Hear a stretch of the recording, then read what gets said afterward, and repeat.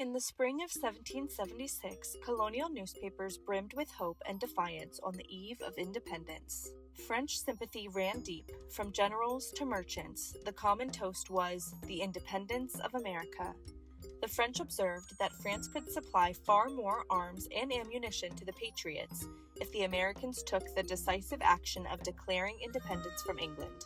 Until then, the French viewed the conflict as merely a domestic broil, an internal British quarrel rather than a full war between two separate nations.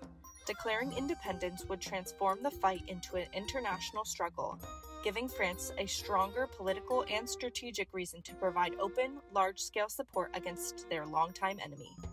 Up to this point, France had been withholding the larger shipments of arms and powder the Patriots desperately needed.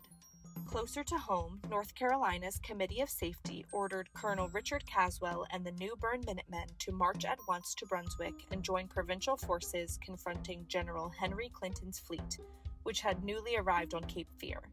In Georgia, British raiders, smarting from the defeat of Major Grant and Commodore Barclay, plundered plantations and carried off 65 enslaved people.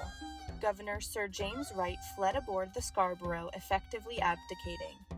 Charleston, South Carolina, bristled with 130 cannons and 3 newly armed vessels.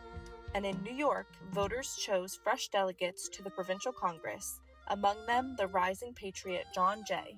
The message was unmistakable. Resistance was spreading, and the rising tensions were covered in the newspapers of the day.